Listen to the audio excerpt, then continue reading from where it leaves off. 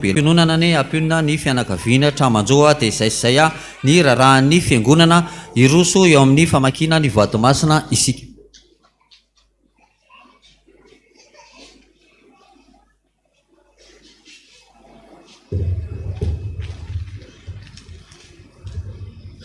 Fambolano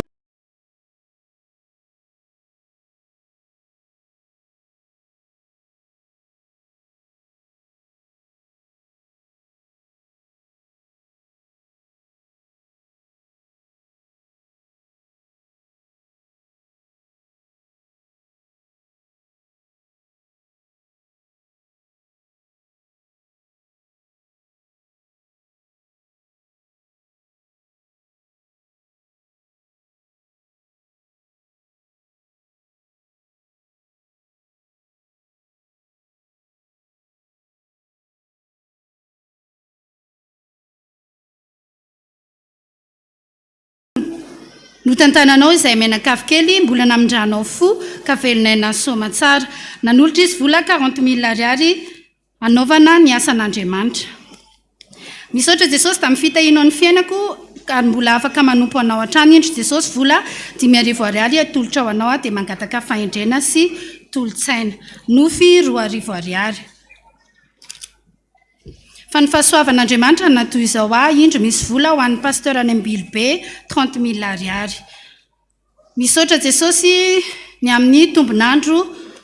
nomenao ny mpanomponao ary hery avy aminao Jesosy eo mangataka vavaka amin'ny dada fa sahirana nanolotra izy vola 2,000 ariary ho an'ny dada. Misaotra anao Jesosy no ny fitahinao anay hatrany nomenao fahasalamana no tahinao ny asanay mifona ihany koa ny amin'ny fahotana dia apetraka eo ampelantananao ny fanahiko sy ny fiainako mba ho tantananao ny lalako. Nanolotra izy vola 60,000 ariary ka ny 20,000 ariary ho an'ny dada, 20,000 ariary ho an'ny toby anjaza marolahy ary pasteur any ambanivohitra 20,000 ariary. Fa ny fahasoavan'Andriamanitra natoy izao misaotra indray izay mianaka kely Jesosy raha nataonao tratra izao ora sy fotoana izao. Misaotra anao tamin'izay rehetra nataonao teo amin'ny fiainanay dia mba hampianaro ayanaiky izay rehetra ataonao vola 5,000 ariary ho an'ny dada. Misaotra Jesosy tamin'ny tomponandro nomenao anay menakavy ity ny ampahafolo nomenao anay atolotra ho an'ny dada 15,000 ariary. Misaotra Jesosy fa mbola nitahinao izay menakavy kely tamin'ny volana Alasiny apetraka eo ampelantananao ny volana ho avy mangataka fahasalamana sy fiainana sy fianarana ho an'ny ankizy dia nanolotra izy ireo vola 30,000 ariary ho an'ny pasteur any ambanivohitra. Fiangonana Ambilobe 10,000 ariary, tsy misy soratra 5,000 ariary. Misaotra betsaka Jesosy fa teraka somatsara ny zanakay raha apetraka feno ampelantananao ny fahasalamanisy mianaka kely vola 10,000 ariary. Ity Jesosy ny ampahafolo nomenao asy ny fanatim-pisaorana vola 15,000 ariary. Fa ny fahasoavan'Andriamanitra natoy izao asy ny ankohonako ity indray Jesosy ny rakim-pisaorana atolotra anao tamin'ny tahinao tamin'iny volana Alasiny ary mametraka izao volana vaovao izao vola 15,000 ariary ho an'ny fiangonana anaovana ny fiangonana any Ambilobe. Jesosy malalo iny ampahafolony tamin'ny vola fanomezana izay nomenao 31,000 ariary. Misaotra betsaka Jesosy ny amin'ny fitahinao omenao ny ankohonako misaotra satria eo aminay mandrakariva ianao. Iny misy ampahafolo ny ofatrano fanampiana anaovana ny fiangonana any Ambilobe vola 25,000 ariary. Misaotra anao izay Jesosy noho ny fitiavanao sy ny famindramponao apetraka eo ampelantananao ny asa sy ny varotra izay kasainay atao mba handeha sy roborobro ary mangataka izay mba hanomboka amin'ity taona ity ny fananganana ny trano izay kasainay vola 10,000 ariary. Misaotra Jesosy noho ny amin'ny famindrampo sy ny fitahinao nomenao tamin'iny volana Alasiny sy ny mbola nomezanao indray ny amin'ity volana vaovao ity vola 10,000 ariary ka ny 5,000 ariary ho an'ny dada ary ny 5,000 ariary ho an'ny voninkazo dia mangataka vavaka avy amin'ny dada nofy 2,000 ariary, tsy misy soratra 20,000 ariary. Misaotra anao Jesosy fa tonga any Alemana ny zanako nanolotra izy vola 10,000 ariary voninahitra ho an'Andriamanitra, tsy misy soratra 10,000 ariary. Ity Jesosy mba vola kely omena ny fiangonana any Ambilobe 10,000 ariary. Misaotra betsaka anao izay Jesosy ny fandraisanao an-tanàna ny fiainanay manontolo ho fisaoranay anao dia manolotra vola 200 000 ariary ka ny 150 000 ariary ho an'ny sary sy feo ary ny 50 000 ariary ho an'ny pasteur Bodivololona. Anaovana ny fiangonana Ambilobe 10 000 ariary. Jesosy eo omeo fahendrena mandrakariva amin'ny mpanomponao eo am-panomponanao. Jereo manokana ny ankohonako dia omeo fahasalamana izay vola 10 000 ariary ho an'ny Toby Ambotsimeloka. Ity Jesosy misy ampafolony tamin'ny karamako resy Jesosy fa vokatry ny foko hanohanana ny asanao vola 5 000 ariary. Dia mba mangataka vavaka mba hivoahany didy ao amin'ny fitsaranao. Ity ny ampafolony tamin'ny karama février 2025 atolotra ampitiavana ho anao Jesosy ary ampifaliana anaovana ny asanao vola 200 000 ariary ho an'ny fifidianana sono an'ny voameranira fifoazana zavondrony. Rakim-pisaonana 10 000 ariary apetraka eo ampelantananao foana Jesosy ny fiainanay. Tsy misy soratra 10 000 ariary. Misaotra Jesosy noho ny famotram-po sy ny fahasoavana ary ny fitahiana sy ny tombonandro ka indro manolotra ny ampafolony izay nomenao anay dia apetraka eo ampelantananao mandrakariva ny fiainanay efa mianaka sy ny fidiram-bolanay vola 20 000 ariary ka ny 10 000 ariary ho an'ny dada ary 10 000 ariary ho an'ny fiangonana. 100 € anaovana fiangonana Ambilobe. Tsy misy soratra 2 000 ariary. Misaotranao Jesosy fa afaka miala sasatra tany ampita ary tonga Soweto indray vola 70 000 ariary ka ny 20 000 ariary 70 000 ariary ho an'ny 20 000 ariary ho an'ny FPVM Ambilobe ary vola 50 000 ariary ho an'ny Kamboty Apaitrizina. Misaotra Jesosy amin'ny zavatra rehetra tiako be ianao dia minao fa eo foana ianao manolotra vola 5 000 ariary ho an'ny fiangonana Ambilobe. Tsy misy soratra 5 000 ariary. Misaotra Jesosy fa tonga ny karama tatany izay vola 30 000 ariary anaovana ny fiangonana Ambilobe. Misaotra Jesosy da mifidirana sehatra amin'ny fiainanay mangataka vavaka ho an'ny fahasalamana sy ny asa, mangataka vavaka ho an'ny fahendrena, ny ankizy sy ny fianarany. Vola 20 000 ariary atolotra ho an'ny dada. Misaotra Jesosy ny amin'ny famotram-ponao sy ny fitiavanao anay. Io ny tokantranontsika Jesosy tsy misy vola mitana azy fa ianao no antenainay hanome vola anaovana azy. Vola 5 000 ariary atolotra ho an'ny dada. 5 000 ariary ho an'ny FPVM Ambilobe. Misaotra Jesosy ilay mariny zavatra rehetra ny hiasa amin'ny faritra Ambilobe. Tsy misy soratra 5 000 ariary. Misaotra betsaka Jesosy malala tamin'ny fitahianao tamin'iny volana lasiny apetraka fenao ampelantananao indray ity volana vaovao ity misy vola 8 500 ariary ho an'ny fiangonana Ambilobe. Jesosy fantatro fa efa mihain'ny fitarainana ianao dia aza ela Jesosy fa miandry anao zahay vola 5 000 ariary anaovana ny fiangonana Ambilobe. Misaotra Jesosy noho ny famotram-ponao ka nomenao volana vaovao indray apetraka fenao ampelantananao indray ity volana marsa ity ka ho ampiky ny fahasoavanao sy ny fitahianao mba jereo no aviko fa ianao isisa no azoko antenaina Jesosy tiako foana ianao vola 10 000 ariary ho an'ny sary sy feo. Ampahafolo karena omena ny fiangonana Ambilobe 5 200 ariary. Ampahafolo no an'i Jesosy 37 000 ariary.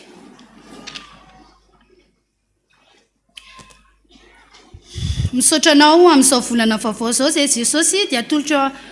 apetraka eo ambany fahasoavanao ka misandratan-trany amin'ny fiainana rehetra fahasalamana asa fianarana raisam-pifaliana ny vola 62 000 ariary fa vokatry ny fo. Ka ny 115 000 francs ho an'ny dada, 110 000 francs ho an'ny Tony Herman ary ny 85 000 francs ho fikojakojana ny tempolin'Andriamanitra. Misaotra Jesosy malala fa vita somatsara ny rarahany zanako, mangataka vavaka Jesosy mba ho lasa ny ampita somatsara izy. Misaotra Jesosy vola 15 000 ariary ho an'ny fiangonana Ambilobe. 5 000 ariary ho an'ny fiangonana Ambilobe, 1 000 ariary ho an'ny Kamboty any Paitrizina. Ampahafolony ho an'ny tamin'ny volana février lasa teo ho an'ny sary sy feo 80 000 ariary. Voninahitra ho an'Andriamanitra irery ihany. Anamboarana fiangonana Ambilobe 40 000 ariary. Misaotra Tompo noho ny fitahiana nomenao anay indro vola 10 000 ariary ho an'ny sary sy feo. Misaotra betsaka Jesosy tamin'ny fitantananao ny fiainanay nandritra iny volana lasiny apetraka ampelantananao ny fiainanay dimy mianaka mangataka fahendrena sy fahasalamana avy aminao 80 000 ariary ka ny 40 000 ariary ho an'ny sary sy feo ary ny 40 000 ariary ho an'ny fiangonana Ambilobe. Misaotra Jesosy no soa rehetra nomenao anay, apetraka feno ampelantananao daholo ny vola rehetra, tsy ho alain'ny mpandroba sy ny kalan'orom-pangalatra dia alaminy daholo koa Jesosy ny momba anay rehetra, vola 20 000 ariary. Ka ny 10 000 ariary ho an'ny fiangonana Ambilobe ary ny 10 000 ariary ho an'ny dada. Voninahitra dia ho an'Andriamanitra irery amin'ny misaotra anao ny amin'ny fitiavanao sy ny fitantananao azy ny ankonantsika. Dia misaotra Jesosy fa dia mbola nomenao an'i Charles ny fiara maimaimpona dia apetraka eo ampelantananao ny fiainan'izy 10 mianaka, vola 10 000 ariary ho an'ny sary sy feo. Aminao Jehovah ho nanakinako ny fiainako ty Jesosy ny apafolo ny pension 106 000 ariary atolotra ho an'ny pasteur any ambanivohitra. Ary ny 50 000 ariary ho an'ny sary sy feo, 30 000 ariary, ny 6 000 ariary ho an'ny mpanadio fiangonana. Manolotra 10 000 ariary ho fisaorana an'Andriamanitra noho ny fitantanana sy ny fitsimbinana trano ny fiainanay telo mianaka. 10 000 ariary honya ho an'ny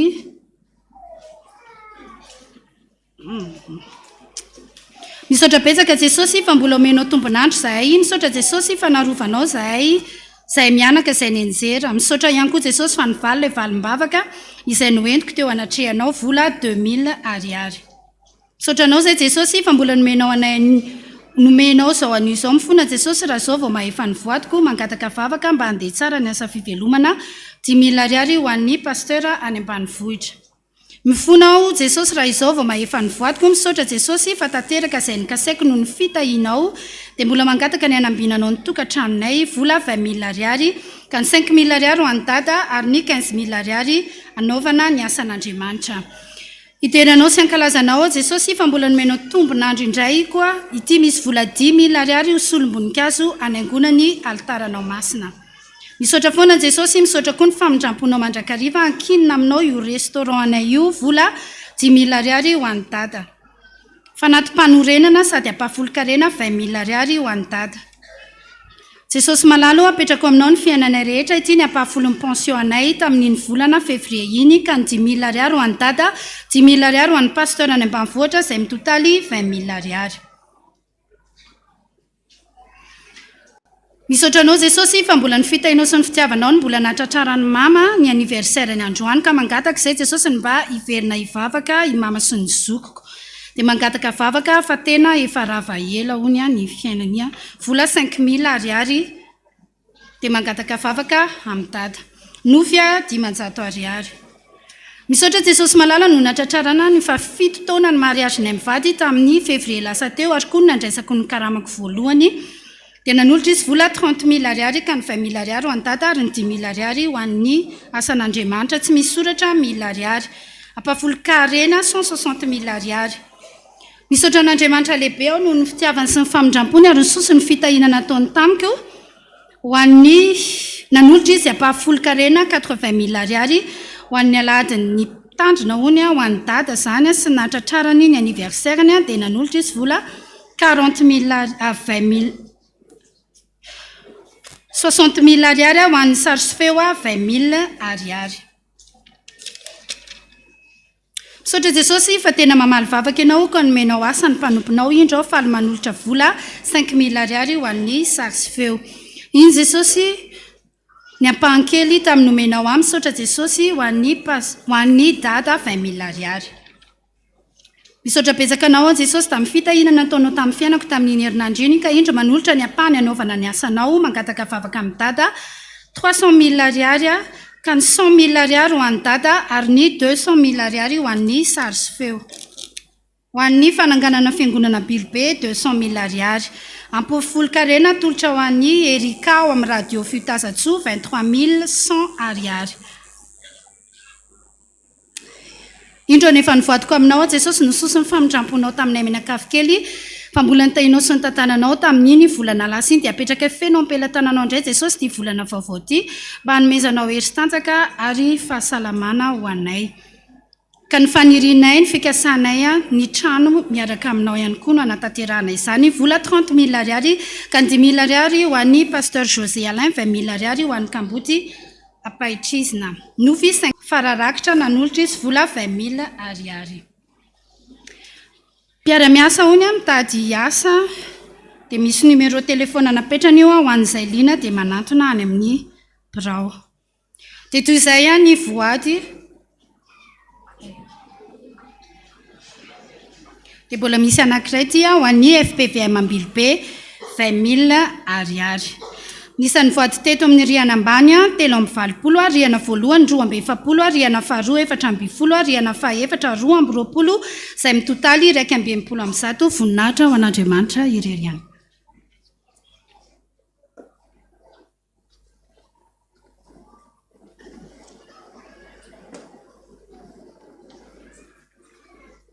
Dia sady miaino ahy ihany ianareo a no mandeha tongotra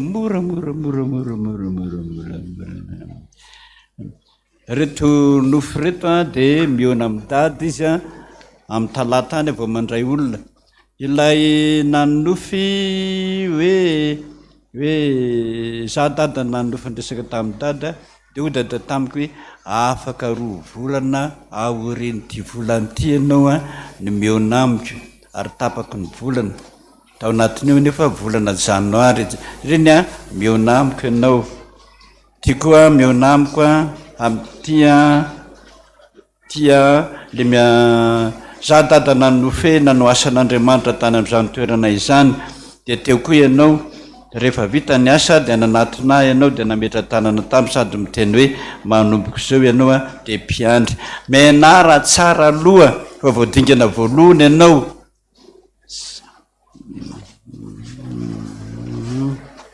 Ty koa miona amin'ny dada le nanofy hoe nisy biby mainty be hony a ohatran'ireny dinosaure reny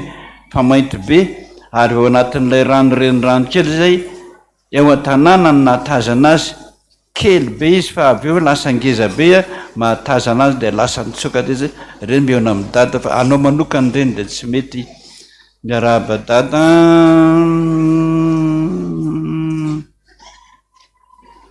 Tsy efa lazaiko teo hoe ty mpiomana dingana voalohany a na feno taona menara tsara lazaiko teo ty misy fangatahan'olona hoe tsy fantatro na eninareo ty natseninareo hoe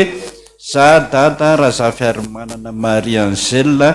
dia mba miangavy amintsika mpiara-mivavaka rehetra ho mba malala tanana fa very ny karama mivadiko ray volana dia adalany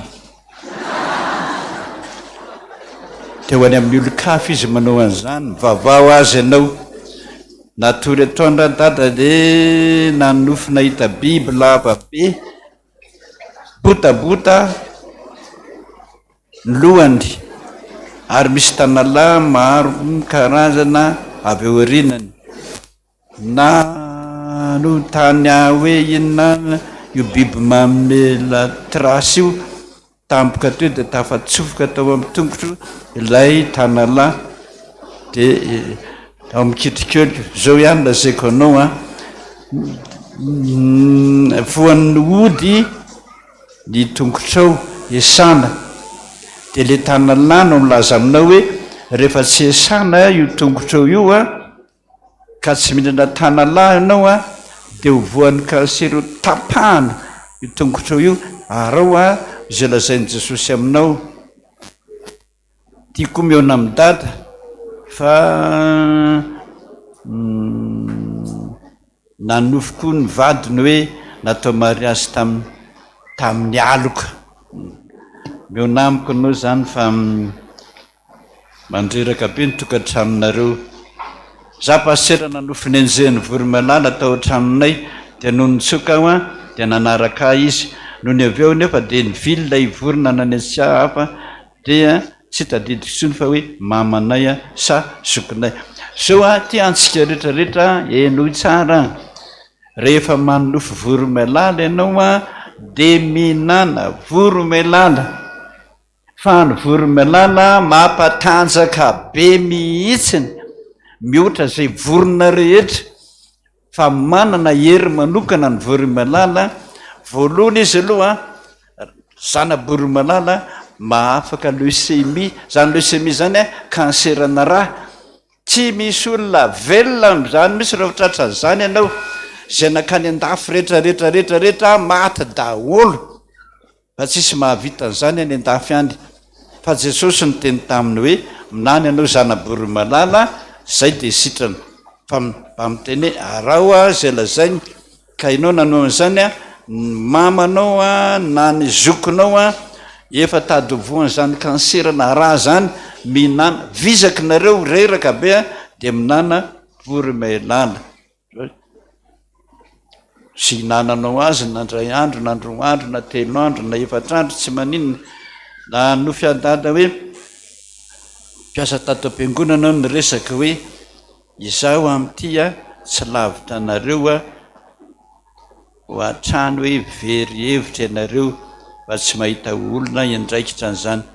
fiarakatikaty ranodada natahotra be a de nitodika so hitany dada de nitsika ny dada miteny hoe ary raha ianao a ny andraikitra an'izany zao io a tsy nikatikaty ry-dada kory ny andraiketinao fa misy zava-dehibe tian'Andriamanitra andraiketinao tady avo antaneo an' Jesosy hoe inona Jesosy a io zava-dehibe a tianao a ataoko io za dada de nanofo bibilava roa mainty be miala tao amin'ny faladiko niakatra de mipetraka eo amin'ny kiboko de taitra tampoka verina natory avy eo a de mbola niverina indray le nofoka afaka ny roa andro tateoriny indray a na nofo hoe rantsan-tanako roa de niova rantsana kirabo be a tsy maintsy atsotrako foana ny tanako fa raha vao mivokina kely izy de ketohany de mikikika be mihitsy a zao lazaiko anao a tsy mahazo mihinana kirabo tsony ianao alerzika an'izany ianao tsy mihinana kirabo tsony fa be loatra ny kirabo aminao de manjary voany alerzi fantatrao zany alerzi zany na mivotovoto be ny tenanao a na sepotra be ianao a zany atao hoe alerzi sotra to bala tsy vita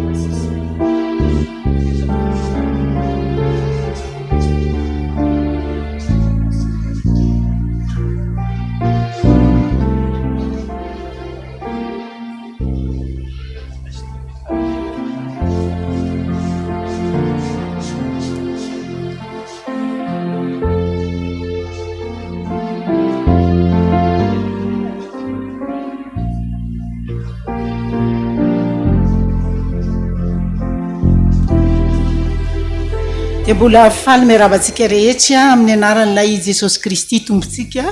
mahatratra n'izao andro fanasan'ny tompo amin'ny volana marsa izao ny sampana katezo atao amin'ny fitandremana taninanandrano a de mankalaza ny faha-enipolo taonany ka ao anatiny izany fankalazana ny faha-enipolo taona izany a dia natateraka fambolekazo amin'ny sabotsy valomarsa ho avy zao a zay anasanatsika rehetra andro ny vehivavy io androtsika vehivavy ndao tsika vehivavy rehetra mba hiaraka amin'ny katezoa andeha amboly azo a any akorona Andriamasina 16,000 ariary a ny déplacement a miaraka amin'ny vidiny zanakazo a ny fanomanana rehetrarehetra de mba mandohany zay a isan'olona isika ny fiaingana kosa dia amin'ny 7 ora maraina eo amin'ny EPP Andravoangy a eo ampitan'ny rotsorotsy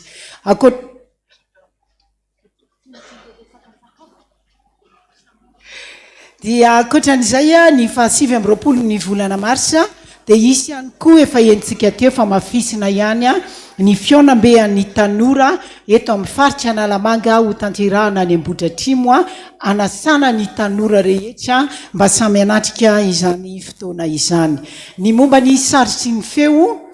efa ao anatin'ny fandaminana misy fréquence tsy mahazo rehefa ny fampiresahana tamin'ny teknisianna momba ny reto a micro tapatapaka ireto a de efa mijery momba n'izay a misy ny kabla mihitsy tsy maintsy ho afarana satria misy ny olana de efa ao anatin'ny fandaminana momba n'izay a ny teknisianna misy ny efa namboaritsika no tanterahana misy ny mbola miandry a fa mbola ao anatiny tanteraka ny fitadiavam-bola isika momba ny sary a sy ny feo ka manoloanan'izany a dia anao herinandrom-bokatra isika entina namafisana ny fitadiavam-bola momba ny sary sy ny feo ho tanterahantsika ny 10 ka hatramin'ny 20 ny volana marsa ho avy izao zany herinandrom-bokatra izany a anatanana antsika rehetra ny fitrotrona ambavaka amin'izany asa lehibe ho tanterahantsika izany a ary manantena ny fanoloran-tanana mandrakariva satria atsika fiangonana io mbola ho anatin'izany ihany koa dia isy ny déjeuner concert zay ho tanterahana ny 7 ny volana mea ao amrihana 7 misy ny bie efa mizara any amin'ny entité rehetrarehetra ny zanatsika rehetra ny dekona ny fifoazana ny sekola lahadya ary any amin'ny biraoan'ny fiangonana rehetra any hatrany amin'ny radio hatrany amin'ny mpiantsa fiderana de any daholo a ny tapakila fandraisana anjara momba n'izany a de mba samy andray anjaran'izany a isika rehetra 7 ny volana me amin'ny 12 ratoandro ao amrihana 7 no anatanterahana izany déjeuner concert izany a de makasitraka atsika rehetra ny amin'izany makasitraka tompoko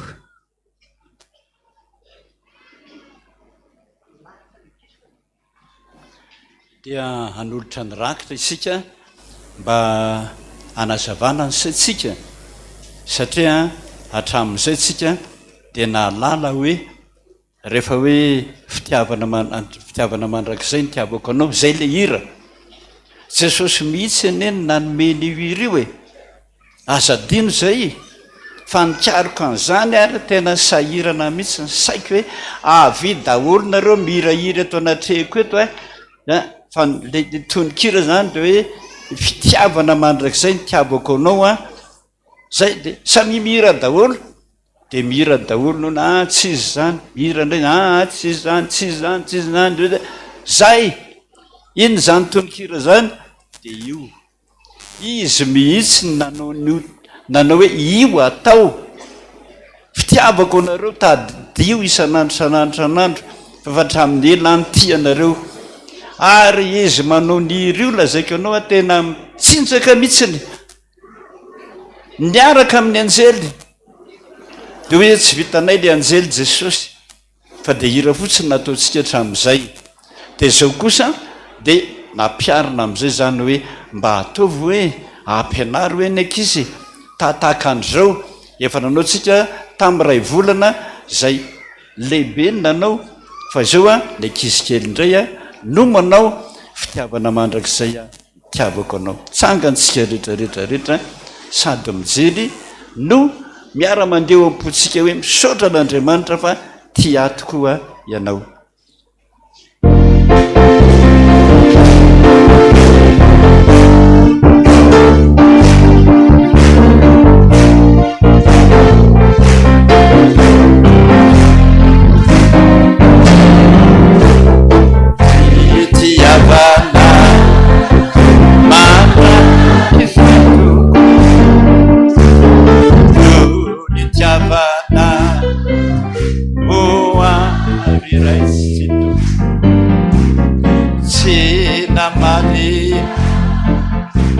araka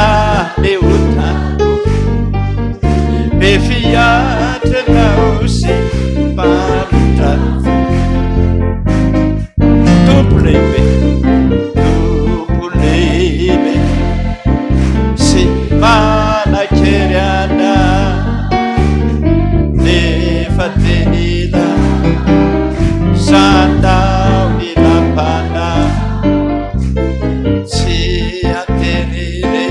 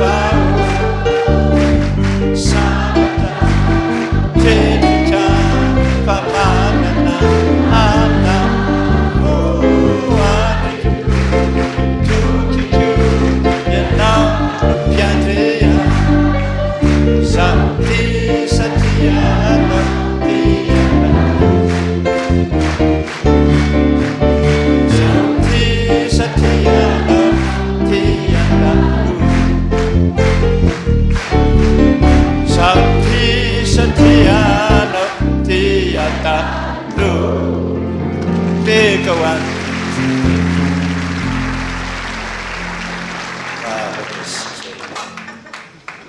endray ny fifalianao jesosy zany fifalianao zany araka ny teninao miran'izany daholo ny any an-danitra any miaraka amin'ny anjelinao rehetra jesosy ianao ny nylazan'izany zany ny fifalianao manana anay efa hatramin'ny eny ianao ny tianay ary aseonao hatramin'izao fa tianay ianao ka raha misy ny olana jesosy raha misy ny fahoriana raha misy ny fizahan-toetra zay le antsana lalina dia lalina dia lalina fa avy amin'izany ihany no anirin'ilay voninkazo tsara indrindra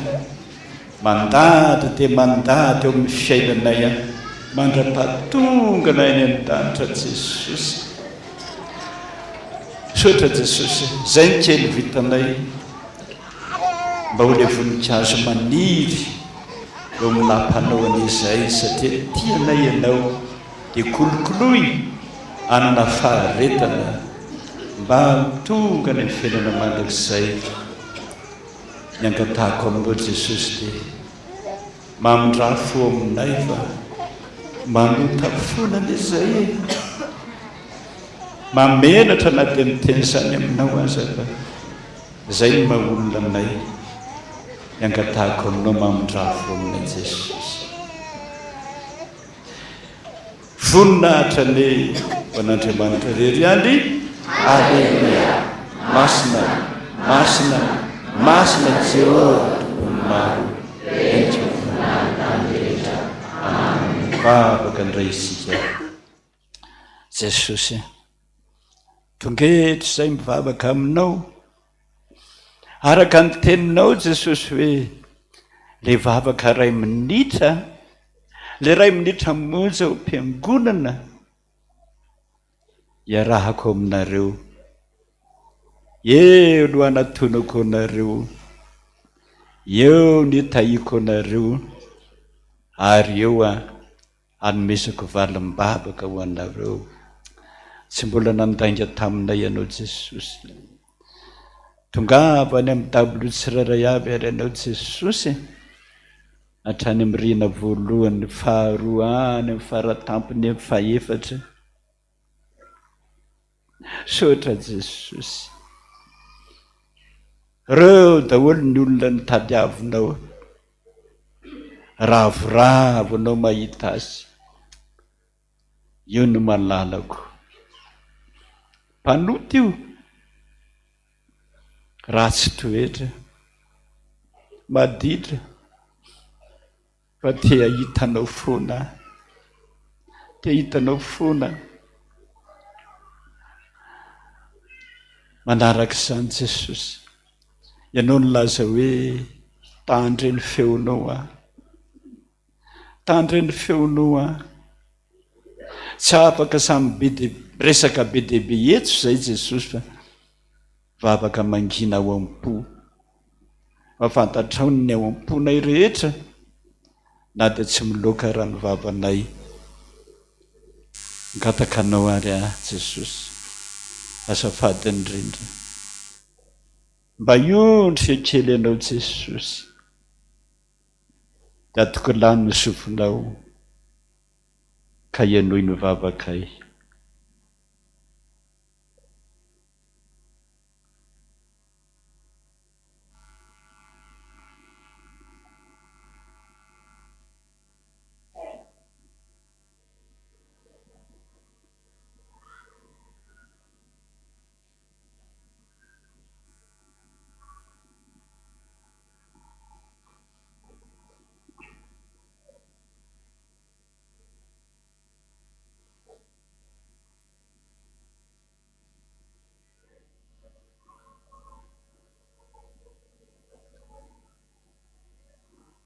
sotra jesosy sofinao tsy mba lany dalovana fa mahare masonao tsy mba pahana akory fa mahita endre ny fifalinao ny ara-mivavaka taminay teto naniraka ny enjelinao ara niaraka nandia taminay tafahoana niaraka aminay mihitsy ny lanitra Jesosy fanambarana ny fitiavanao anay voarainao ny vavaka tsy misy devolo maharombaka an'izany tsony fa ianao tsy mba mandainga tsy mba manao tsinitsinina mivavaka ny mahantra aho fa raha mitaraina amiko ireny miaino aho lasanao ary ny vavaka iny Jesosy eona amin'Andriamanitra ray ianao tsy izay tsony mangataka fa ianao tsy izay tsony no mitaraina fa ianao manko nilaza hoe na tsy mangataka akory azy ianareo fantatra ny rainareo izay ny an-danitra izay tokony ho anareo ilay tokony ho anay Jesosy atero any atokantranonay rehetra any fa Andriamanitra tsy mba miangatra ianao dia ndreto izay Jesosy mandoaly manaty tanana mangataka tahaka mpangataka rehetra hoe Jesosy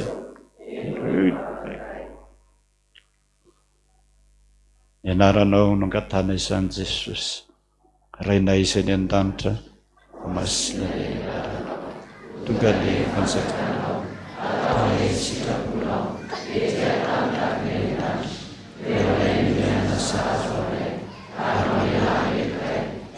namalana izay mety taminay azatondra ny fakapanaka anazy anampanjakana sy ny hery ary voninahitra mandrakizay raha isontsodyrano ho Jehova tompony maro aminao zaho aneno Andriamanitra fony mbola tsy ary akory ianao efa fantatro ary fony mbola tsy teraka akory ianao efa anao amasinoko zany ny fitiavako anao terizo amponao ny fitiavako fa raha tafaray amiko anao isan'andro angatao izay tianao fa omeko anao sotra Jesosy aonao ny deranao ny aza anao ny voninahitra mandrakizay amen voninahitra nay ho an'Andriamanitra rery any alleluia masina Jehova tompony maro enitsako tany rehetra tanteraka tokony izany ny anaran'ny Ray sy ny Zanaka ary ny fanahy masina petraka isika dia ny mpandraisisa no mijanona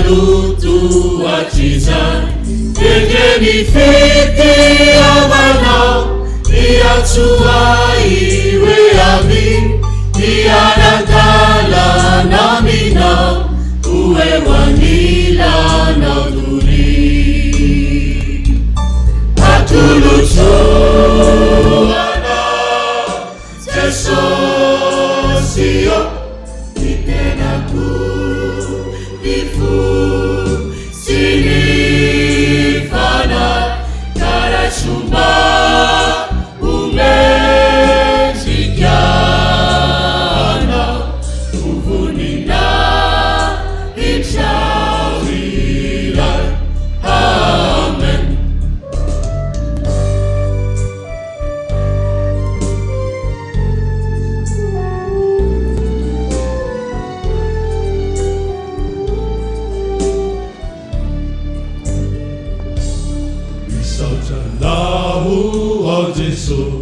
ianao ny fidiany na de tsy mendrika azy izao navotanao ny fanahy ka ny voady ao ampo anompo anao naizare ka inonino nahazo niaraka aminao ane atolotsoanao Jesosio ny tenako vivo sy ny fanahy karasomba umendrikiana uvunina ichawira amen atulutsuanao Jesosio ny tenako vivo sy ny fanahy karasomba umendrikiana uvunina ichawira amen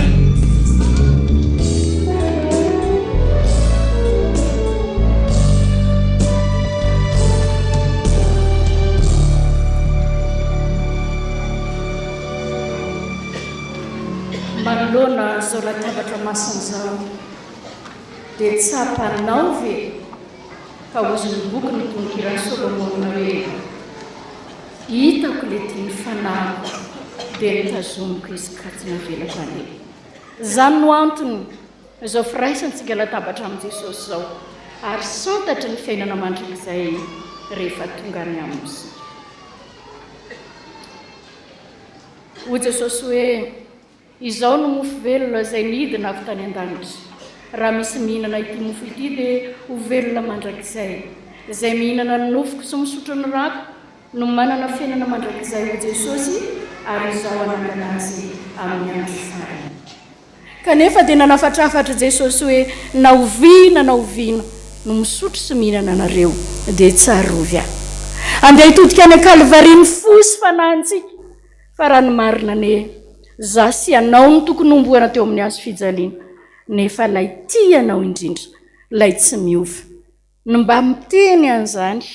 aminao sy amiko androany hoe mba tsarovy aho ary izay no anaovantsika ny laharak'ira protestanta 9:10 andininy voalohany sy ny 13 hoe lay avoana natao hoe Kalvaria no tanina aminona ny tompo ho ane zany ho anao zany ary ny andininy 13 hoe evero Kalvaria tsarovinao ny nentiny mba hamonjena asy anao zany tsangana ny fiangonana hiatrika ny toerana ny Kalvaria ny eritreritra manao zany iry zany isika rehetra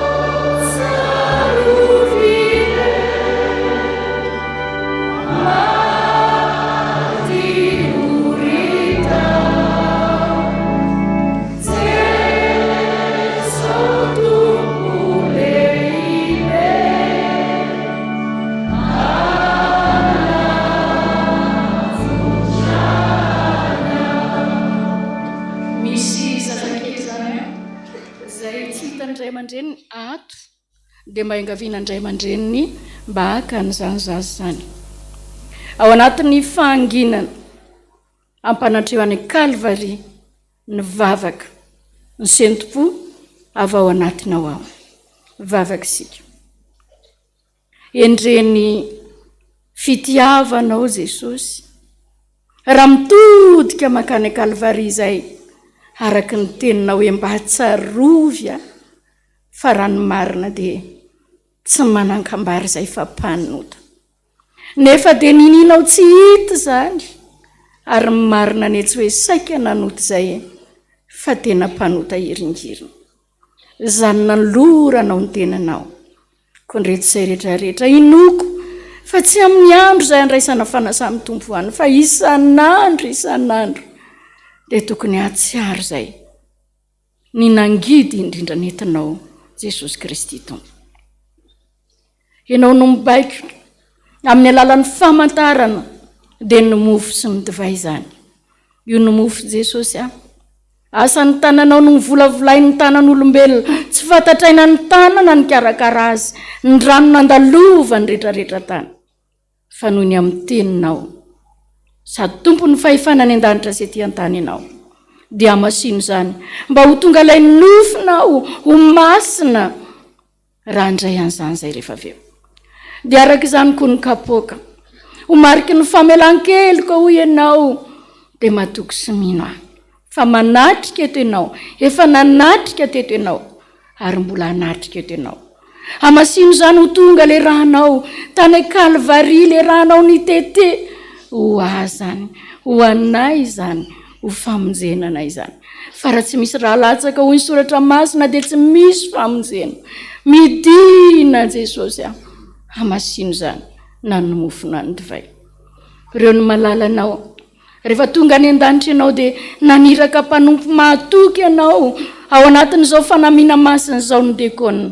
ianao ilay nifidy azy no hanamasina azy dia ho solotenanao reny izaran'izany eny amin'ny olona rehetra eny amin'ny mpandray fanasany tompo ka na ny vavaka na ny hirany anatin'ny fony izay asandrana anie dia ho emboka manitra aterin'io an-tombotrao ireo ny mpandray fanasany tompo rehetra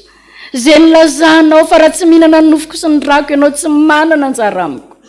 dia mba ho masina tahaka anao koreo ka raha tonga eny ny mpanomponao dia ny eninao no hitan'i Jesosy fa tsy ny mpanomponao izay manolotra an'izany dia mba ho voninahitra ao izao fiarahana latabatra aminao izao ka ny dera sy ny aja dia ho anao rery ihany mankasitraka tompo malalo amen petraka ny fiangonana fa Jesosy Kristy tompo tamin'iny alina izay namadiana azy tena ndray ny mofo ary rehefa nisaotra izy dia novakiny ka ho izy ity ny tenako ho anareo izao nataovy ho fahatsiarovana dia araka izany koa ny kapoaka hoy koa Jesosy hoe ity kapoaka ity no ilay fanaikena vaovao amin'ny rako izao nataovy ho fahatsiarovana na oviana no misotro ianareo fa na oviana ianareo no mihinana itony mofo itony hoy Jesosy ary misotro amin'itony kapoaka itony dia manambara ny fahafatesako ianareo mandra-piaviko hoy Jesosy hoe andeha fa efa voavoatra ny zavatra rehetra eo am-pizarana ny mofo sy ny kapoaka dia voainy varavaran'ny fonao idirana satria izy miteny hoe mandondony eo am-baravaran'ny fonao ary izay nanaovantsika ny larakira protestanta faefatra amby efapolo hoe indro Jesosy mba voay mandondony eo am-baravaran'ny fonao andininy voalohany sy ny fahatelo nataontsika eo am-pizarana ny mofo sy ny kapoaka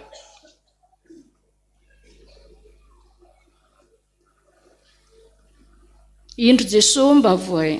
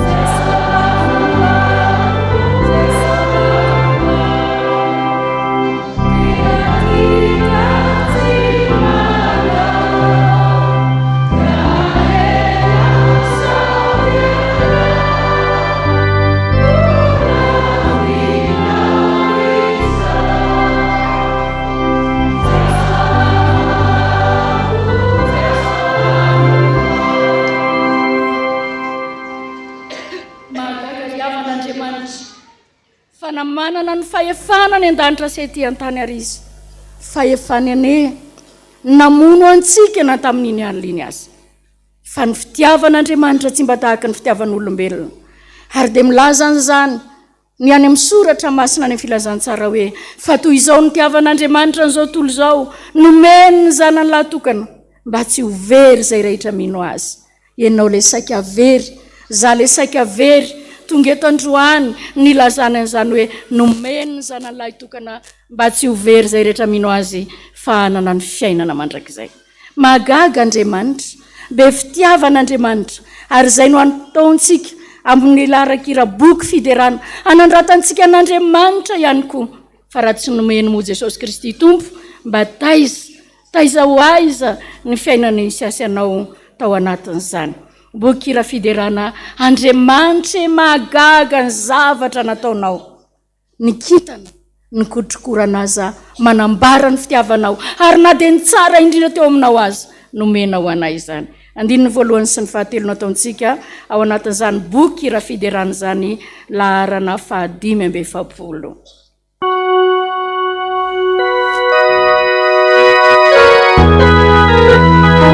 miramafo an'Andriamanitra ary misaora azy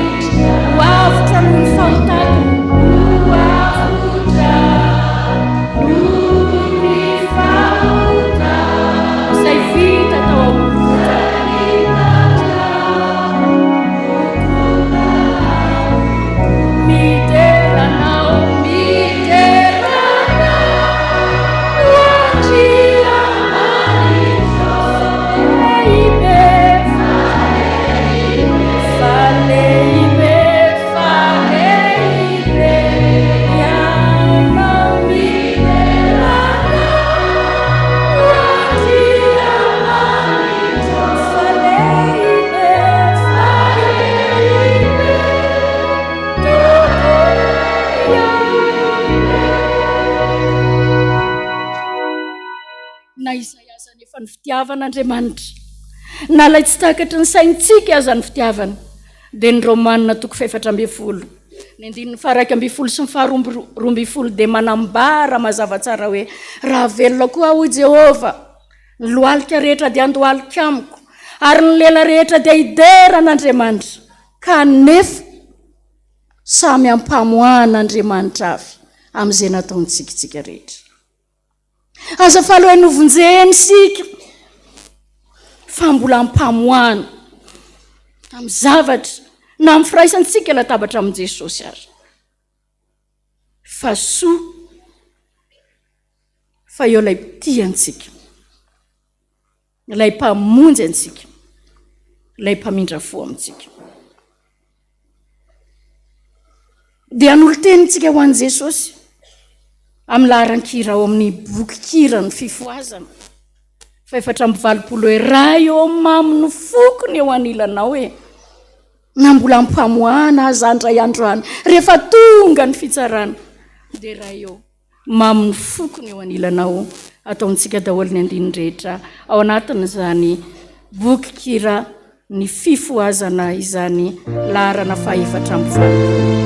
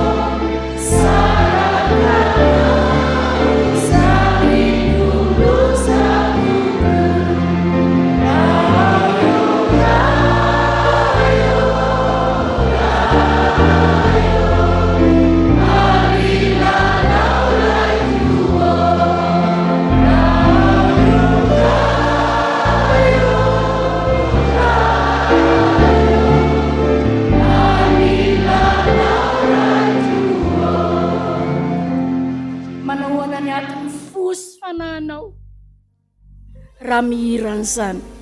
iry zany dia manao anamony fanahan'Andriamanitra raha tena vokatry ny fontsika nanao an'izany iry zany hoe anilanao ane misy ny soa hoe raha lavitra anao ane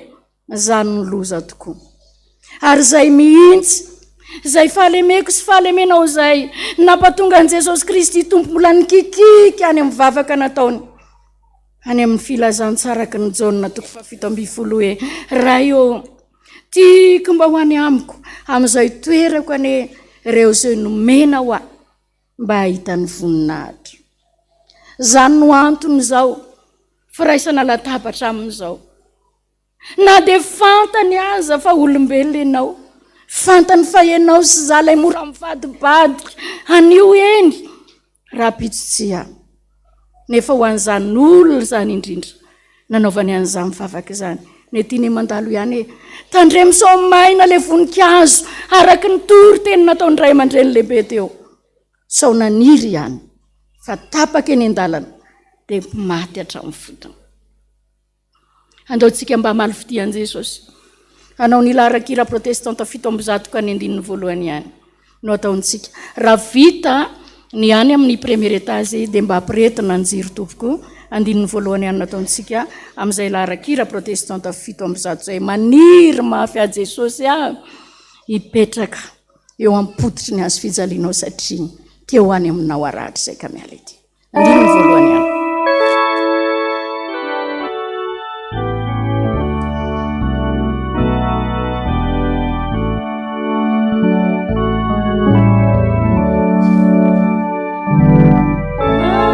Yeah.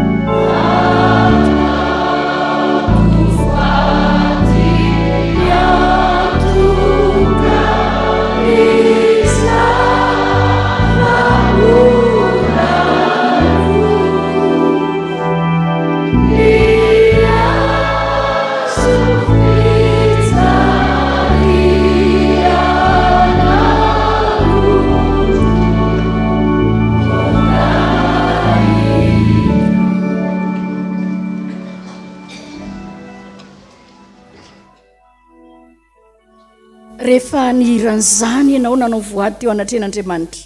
dia hoy ny boky ny apokalipsy hoe izareo miakanjo fotsy lava dia ho ny soratra masinareo no avy amin'ny fahoriana lehibe ka ny akanjo nofotsiny tamin'ny rano zanak'ondry. Zany no antony izao fandraisana fanasany tompo izao. Mino fa rehefa nataonao tamin'ny fibebahana ny firaisana latabatra amin'i Jesosy ka nidera azy ianao dia zasy ianao ilay namotsy ny akanjosika tamin'ny rano zanak'ondry tsy misy kilema. Ny apôstôly Petera ry havana dia sany teny mihitsy tao anatin'izany hoe aoka ho izy ho fantatrareo fa tsy zavatra mora simba tahaka ny volafotsy na ny volamena namonjenantsika tamin'ny fitondran'ny tena adala izay nentin-drazana. Fa ny raha zanak'ondry tsy misy kilema izay tsy misy petipetina. Paoly apôstôly koa dia sany laza hoe jereo ny azo fijaliana fa teo ny namonjena anay ary teo ny nanaovan'Andriamanitra fanekena fa firenena masina ho azy sika. Zasy ianao zany ry FPVM malalo aza atao fahazarana zany fa ny ainina fonoanao teo ilay zokonao malalanao na dia nanana ny herin'ny lanitra sy ny tany aza afaka nandana izy tsy homboana teo amin'ny azo fijaliana fa mba hanafena ny fahotako sy ny fahotanao dia niteny Jesosy Kristy tompo hoe raha eo mamelany elino ahenao fa tsy fantan'izay atao dia amin'ireo 2 minitra nge 2 segondra nenao hoe izy zasy ianao ny saha hiteny hoe tsy fantatro izay nataoko na ny olomba ositra azy fa noho ny fitiavany azy ianao sany sa Jesosy niteny hoe raha eo mamelany elony fa tsy fantan'izay atao. Manantona ka miondrika Jesosy ataovy ianao sy Jesosy rery zasy Jesosy rery no mivavaka eto androany miankohofa eo amin'ny tongony masahy miteny nininanota Jesosy fa saingy ny amin'ny teninao dia manantona ka miondrika tsangana ny fiangonana.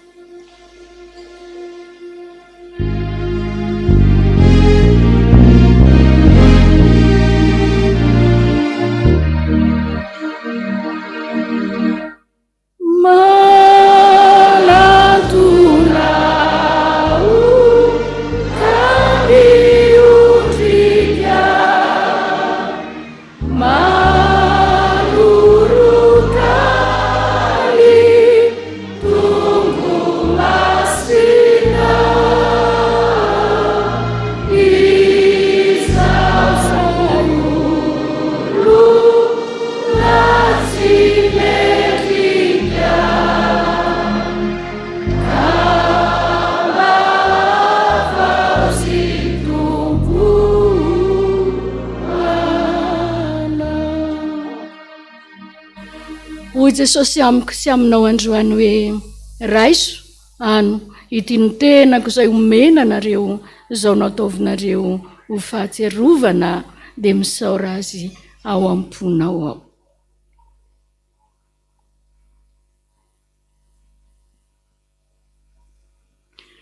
Tsy manan-kambara Jesosy fa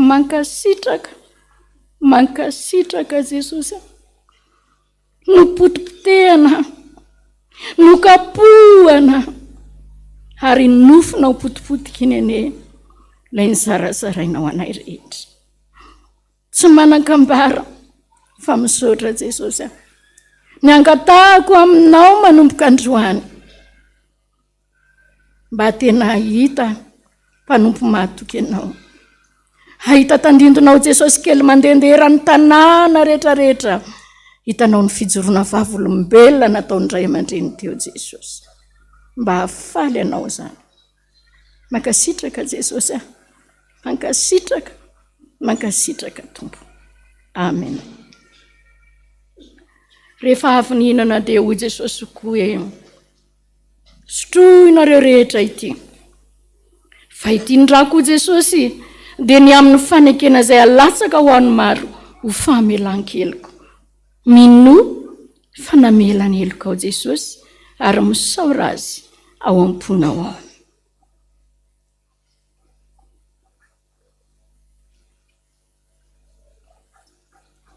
mbola tsy manakambara Jesosy, tsy manakambara fa misandrata amin'ny avo indrindra ianao. Pitidranao ndray mandeha ampiantongavana any an-danitra rehefa tena mibebaka izay. Ianao ny tsy mba narary dia raha misy salama eto Jesosy no ny adi-piainana, no ny zavatra manahirana, midobodoboka hatrany ny foany dia izao hoe soloy le rahanao zany. Satria ianao ny nanaiky hatramin'ny fahafatesana azy. Jesosy raha very anezahy noho ny nataona ihany. Fa raha misy very kosa reto na dia ray ara, tenao neny mantiantoke. Very fotsiny rahanao teo amin'ny azo fijaliana. Fa noho ny amin'ny tininao esotroy ho famelan-keloko. Dia makasitraka anao zay. Makasitraka Jesosy. Amen. Dia antso aho hoe sambatra, reo zay voavela ny elony, miara-misotro aminy Jesosy, lairany fandiovana. Averintsika indray mandeha zany.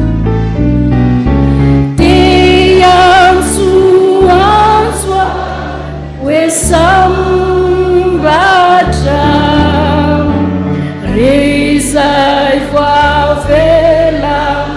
ny elony, miara-misotro aminy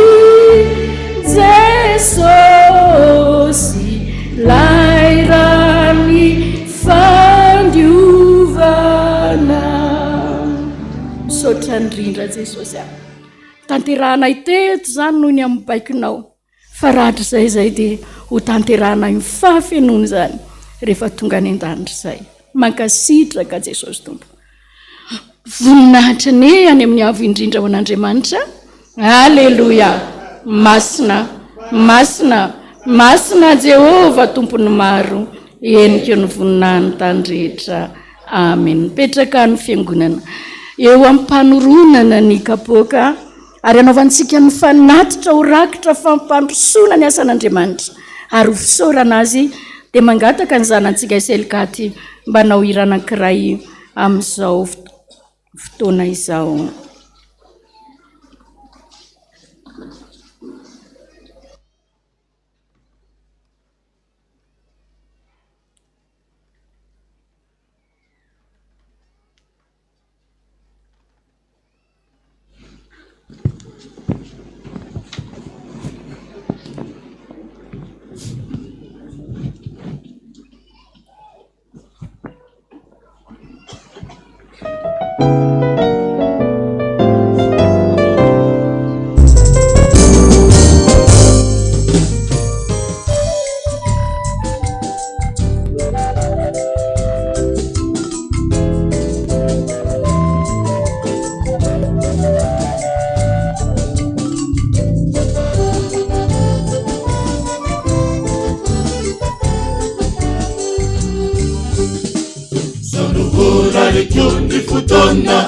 Ilazani Jesosy aminao, mareta mivava fona, fenuvavaka ny fiainanao, zay mazoto mivavaka mbola miavaka mariny izany ravako. Sonoafatra tinapitaina, sy ambara minao androany, azalany andro miferinaina,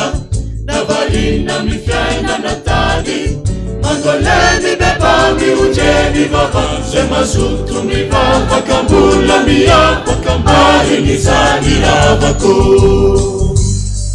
Jesosy mihaino ny vavaka tao, isanandro zay tononinao. Jesosy mahita ny apotsy milo, ka sy rewetaeta zay tsy mpanavao, ka mivavatra ny fahaza tombany, fa tsy ho very maina ireny tarany. Para o finona si fana kenan, fa jesosy anetena azoatenay omeny anao zay mahasoanao na ny fitahina na ny fifalina mareta foana fao amin'ny fotoana zay ny fo otateraka amiko ivavatrany ramboly eto tany fa mavonjy zany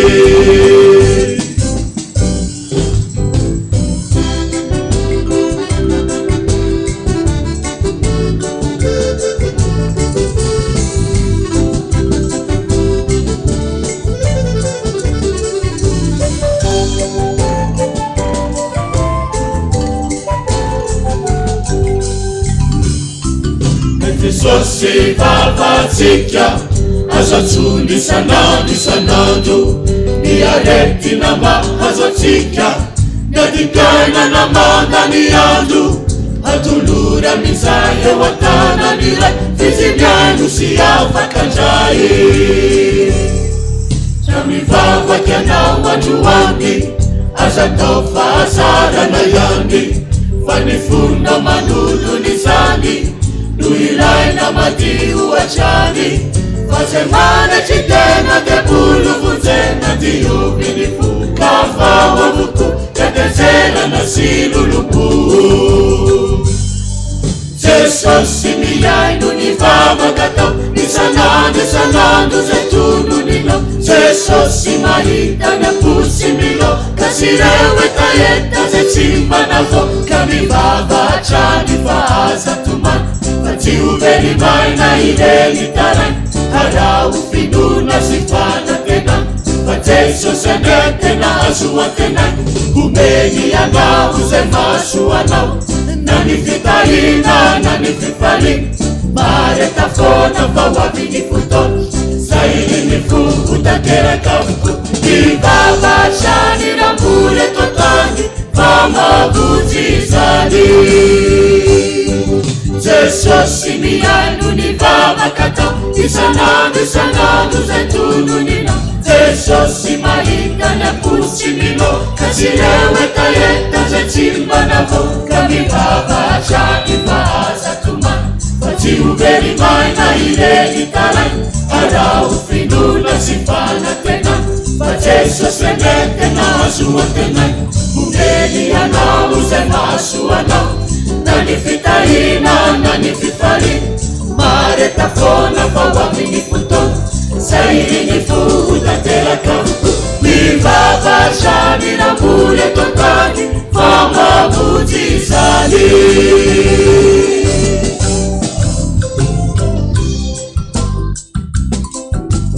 mba ampiretina ny jiro any amin'ny 4e étage raha vita ny fanatitra any aminareo ko satria mbola tsy vita ny fanatitra dia anao larakira protestanta telo sy telonjato arysika hiasa ho an'i Jesosy omandro sorom-panarato amin'i Jesosy andininy voalohany ihany ay efa vita ny fanatitra rery ariana feokira malefadefaka aloha no angatahantsika mpitendry mandra-pavitany eny amin'ny SL4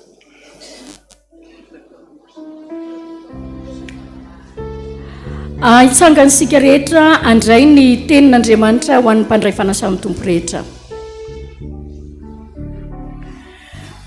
hoy ny salamo voalohany amin'ny anaran'i Jesosy hoe sambatra ny olona izay tsy mandeha eo amin'ny fisainany ratsy fanahy ary tsy mijanona eo amin'ny lalana falehan'ny mpanota ary tsy mipetraka eo amin'ny falehan'ny mpaniratsira fa ny lalan'i Jehovah ny sitrany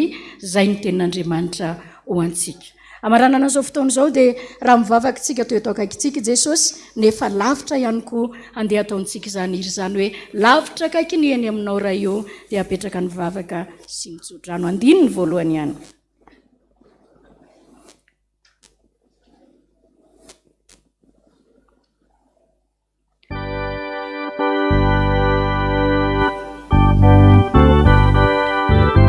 afaka miterakitsika ho fisaurantsika an'Andriamanitra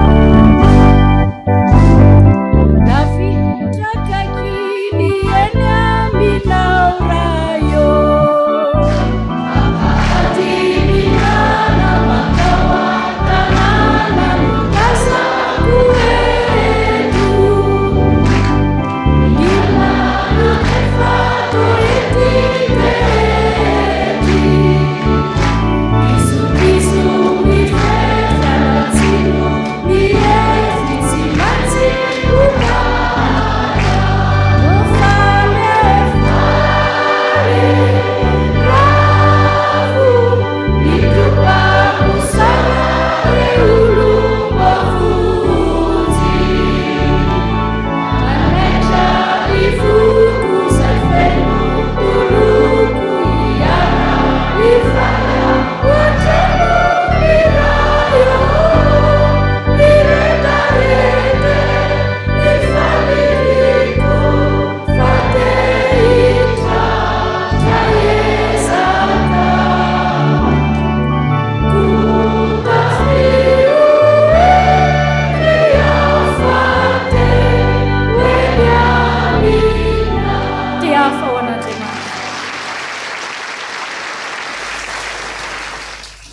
mivavakisika rehetra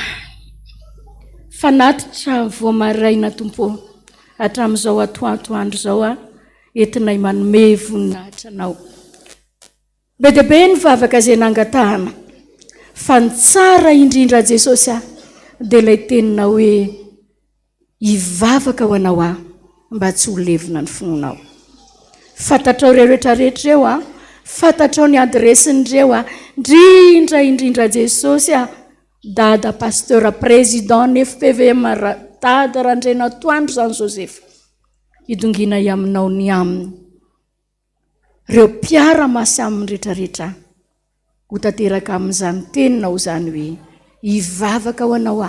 tsy ho levina ny fononao, ary na izay tsy nangatahanao aza dia omeko anao zany anjaranao ny sisa Jesosy vita ny fanompoana iteto. Fiadanan'Andriamanitra mihoatra noho ny zavatra rehetra, ny fampiraisana amin'ny fanahy masina ny ombanao hitaridalana anao, ary ankehitriny dia mbola marina amin'ny tenin'ny Andriamanitra amin'ny teny hoe raha mitany rano ianao tsy hanafitra anao zany, ary raha mamaky ny afo ianao amin'ny onjam-piainana, ny adi-piainana, fahasarotan'ny fiainana tsy homay ianao, fa za Jehovah Andriamanitra ho Andriamanitra araka ny teniny no mombanao amin'ny fiainanao rehetra. Fanao kosa Andriamanitra ray zanaka fanahy masina midera sy ny haja ary mivoninahitra mandrakizay. Amen. Tanteraka tokoa an'izany amin'ny anaran'ny Ray sy ny Zanaka ary ny fanahy masina. Amen. Voninahitra ny any amin'ny avo indrindra ho an'Andriamanitra. Alleluia. Masina, masina, masina Jehovah tompony maro, endrika ny voninahiny tany rehetra. Amen. Dia samita in Jesosy daholo.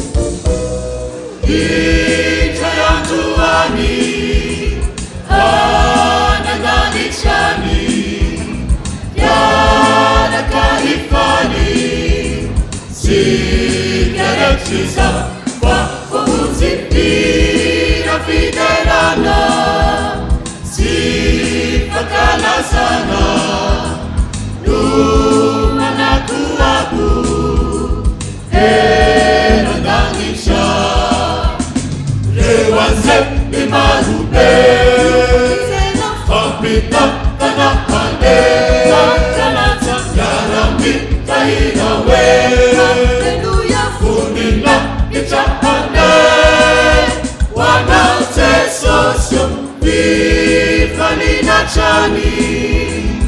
aravonamamy no miatratsika zany bebaka mba voavonjy fiana mahomao no iazanao akavanandray no matrakiza.